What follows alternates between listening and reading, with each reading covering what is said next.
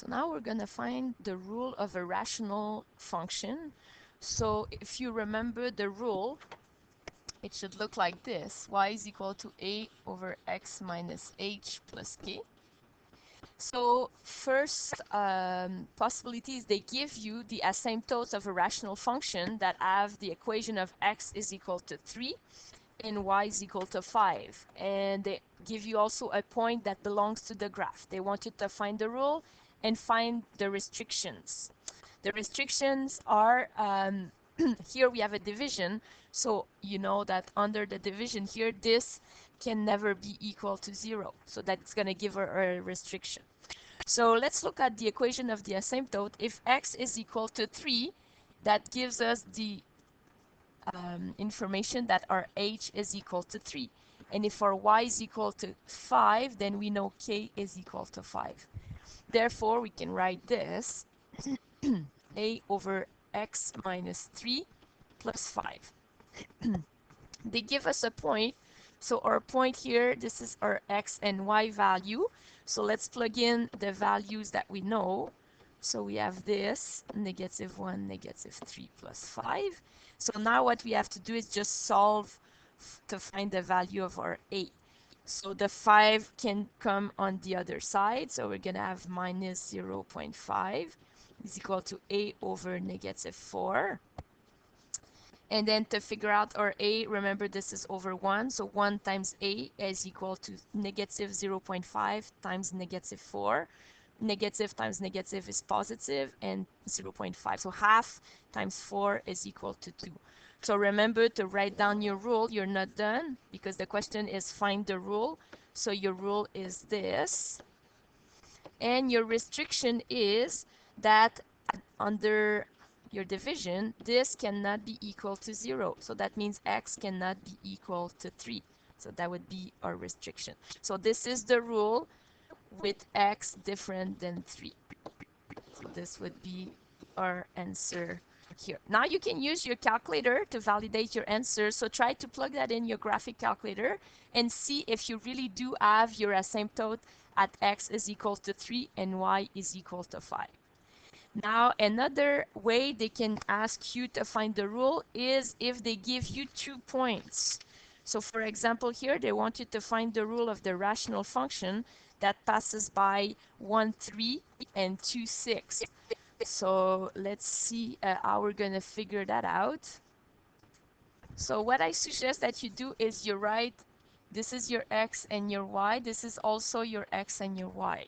So if you remember the rule, this was a over x minus h plus k. So what we can do is we can substitute the value of x and y from the first point. So that's going to give us this equation. 3 is equal to a over 1 minus h plus k. Oh, sorry. They're giving you the asymptote. I forgot to read. And it says the asymptote is at y is equal to 2. So that means our k is equal to 2. So we can plug that in. Now, they also give you a second point. They're telling you that 6 can also be equal to a over 2 minus h plus 2. So now we have 2 points with 2 unknowns. We're looking for a and h in each. So if you remember what you did last year in secondary 4, when you had 2 equations with 2 unknowns, they were not called a and h, they were x and y, but it's the same thing. So what you can do, you can use comparison method, substitution, or elimination. So I would like to do the comparison method, and what I'm going to do is I'm going to try to isolate a in both expressions. Okay, so if I isolate a here in my left expression, I'm going to take my plus 2, bring it on the other side. So I'm left with this. And remember, this is over 1. So 1 times a is equal to 1 times 1 minus h.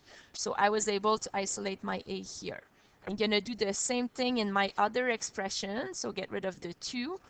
So now I have 4 is equal to a 2 minus h, and then this is over 1, so 1a is equal to 4 times 2 minus h, and if you want you can expand that, so that's going to be 8 minus 4h. Now, when you have a is equal to this and a is equal to this, what can you do? A is equal to this and also a is equal to this. So comparison method means you're going to put them equal. So I'm going to continue here. It means that 1 minus h is equal to 8 minus 4h. And from this step, that should be easy for you to finish. What you have to do is put all the h on one side, all the number on the other side. So I'm going to bring this one on the other side. So I'm going to have 4h minus h. And I'm going to take my 1, bring it on the other side. So now I have 3h is equal to 7. H is equal to 7 over 3. Do you need to take out your calculator? Not really, just leave it like that. Now, how do you know your a value from this? Well, you have two expressions that give you a.